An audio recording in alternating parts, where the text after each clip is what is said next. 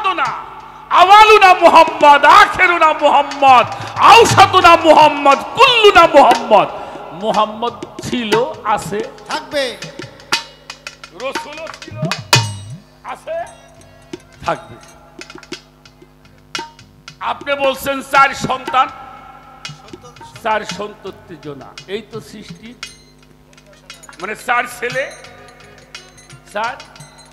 আচ্ছা, ছেলে তো একটাও সাবালক হয় নাই, মেয়েরা তো ছিল। আমার কথাটা বুঝছেন? আমার দয়াল নবীর চেয়ে কোনো সুবিচারক আছে? ন্যায় বিচারক, নিষ্ঠাবান, সততা কেউ নাই। আমার একটা প্রশ্ন, অন্ডফিলি কেউ নিয়েন না। আমার যদি 2টা মেয়ে থাকে বা 3টা মেয়ে থাকে, আমি যদি আমার সম্পত্তিগুলি যদি খালি আমার একটা মেয়ের দিই, আপনারা ভালো কইবেন আমারে? কথা কন না কেন? হ্যাঁ, এত জ্ঞানী লোক দেখো কামটা করলো কি, 2 মেয়েরে ঠকাই 1 মেয়েরে,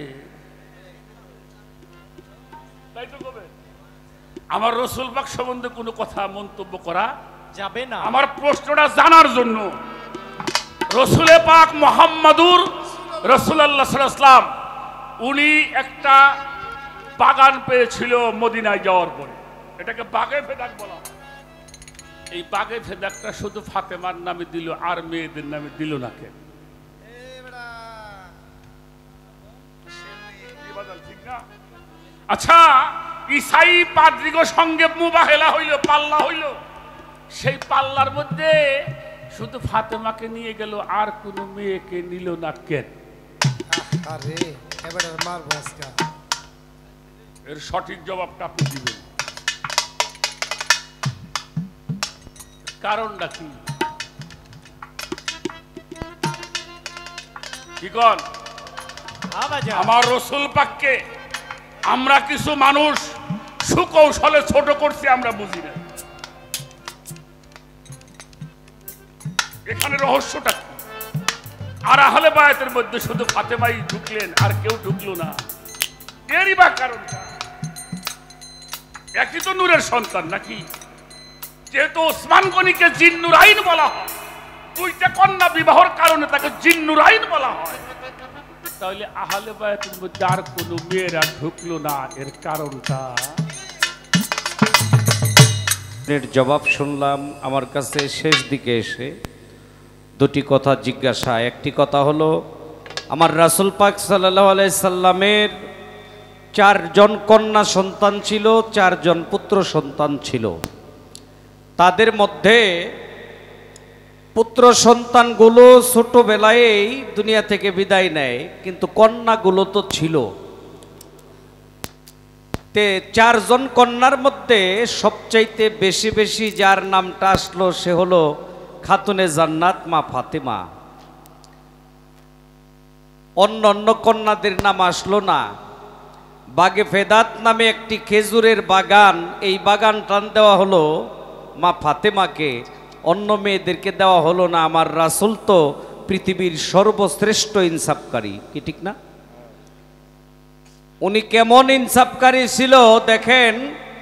রাসূল পাকের 4 জন স্ত্রী একদিন একসাথে বৈশা আমার দয়াল নবীকে জিগায়, হে আল্লাহর নবী, আমাদের 4 জনের মধ্যে আপনি সবচাইতে কারে বেশি ভালোবাসেন? আল্লাহর রাসূল কেমন জ্ঞানী, বলে জবাবটা আজকে দিব না, কালকে দিব, এই সময়ে দিব। আল্লাহর রাসূল গেছে বাজারে, গিয়া 8টা খুরমা খেজুর নিছে, নিয়ে একজনের ঘরে যায় 2টা খুরমা খেজুর দেয়া বলে, তোমার যে 2টা খুরমা খেজুর দিলাম এটা অন্যদেরকে বলিও না। এরপরে আরেকজনের ঘরে যায় আরো 2টা খুরমা খেজুর দিছে, এইভাবে 4 জনেরই 2টা করে খুরমা খেজুর দিছে। পরের দিন আল্লাহর নবীকে আবার ওই 4 জন স্ত্রী একসাথে জিজ্ঞাসা করে, হে আল্লাহর নবী, আমাদের মধ্যে কারে বেশি ভালোবাসেন? এটা তো আজকে বলতে চেয়েছিলেন। আল্লাহর রাসূল বলে, হ্যাঁ আজকে বলবো। আমি গত রাতে যাকে 2টি খুরমা খেজুর দিয়েছি তারে সবচাইতে বেশি ভালোবাসি। এখন 4 জনেই তো খুরমা খেজুর 2টা করে পাইছে, কিন্তু কেউ জানে না। একজন মনে মনে কয় আমারই বেশি ভালোবাসে, আরেকজন কয় না আমারই। 4 জনেই অত্যন্ত খুশি হয়ে গেল যে আল্লাহর নবী আমাকে খুব বেশি ভালোবাসে। তাইলে বুঝেন কত বড় জ্ঞানের অধিকারী ছিল আমার দয়াল নবী। ফকির আবুল সরকার ভাই যে প্রশ্ন করেছে, এই প্রশ্নের একটা একেবারে অল্প সময়েই জবাব হয়ে যায়। কি জবাব?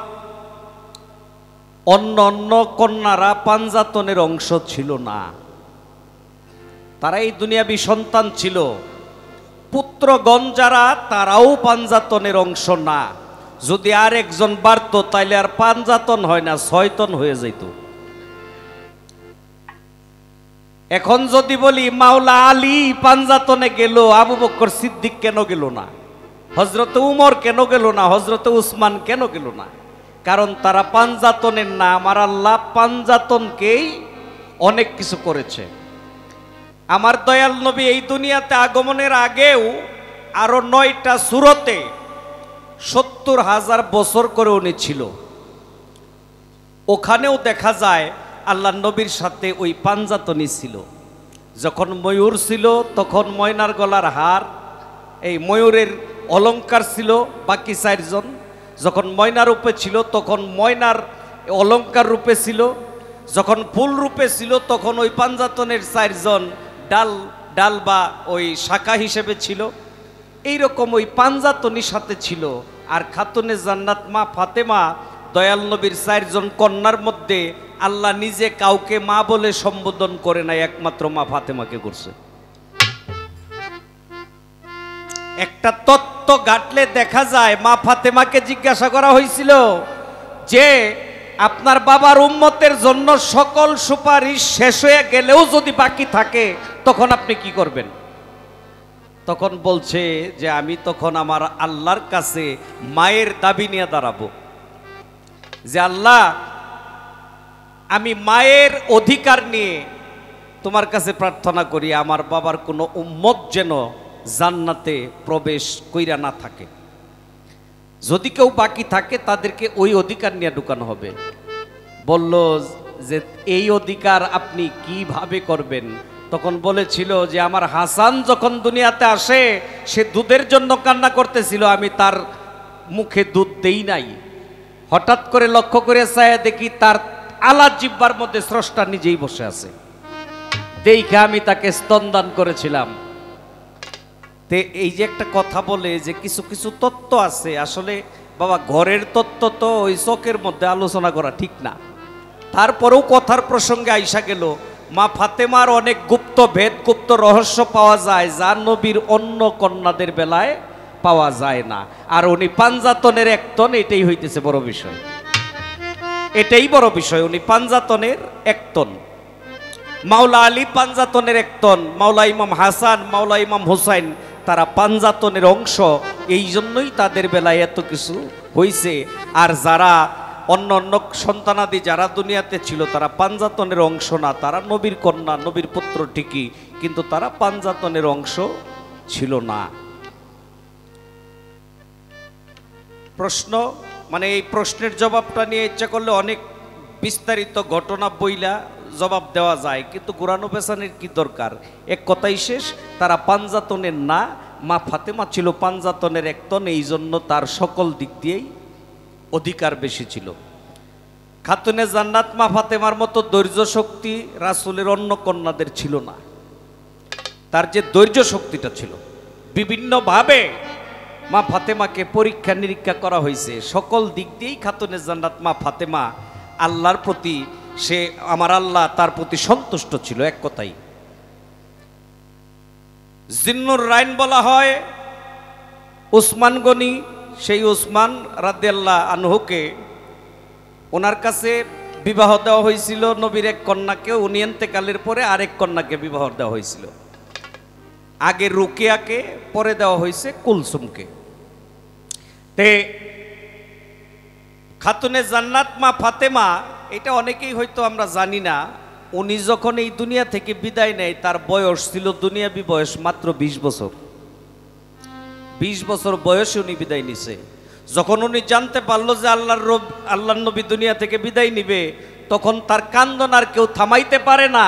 আল্লাহর রাসূল তারে ডাক দিয়া কানে কানে একটা কথা বলছিল, শোনার সাথে সাথে উনি কান্না বন্ধ করে তার চোখে মুখে একটা হাস্যোজ্জ্বল ভাব এসে গেছে।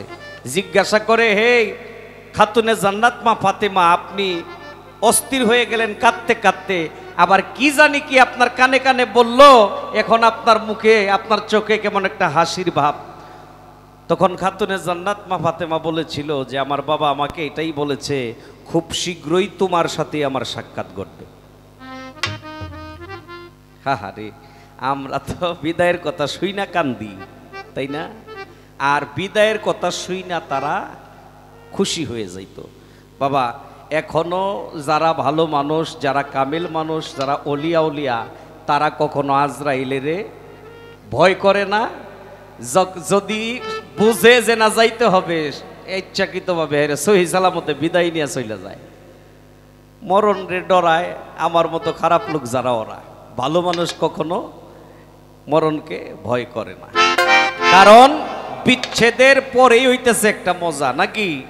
এই জীবনটা, এই পাখিটা দেহ ত্যাগ করা মানে তার একটা বিচ্ছেদ, এরপরেই তার মিলন ঘটে। যেখানে বিচ্ছেদ নাই সেখানে তো কোনো মিলন থাকে না বাবা। তো যাক, আমি আর ওই বিষয়গুলি নিয়ে আর আলোচনা করব না, সময় অল্প আছে। দুইটা গান গাইতে পারবো।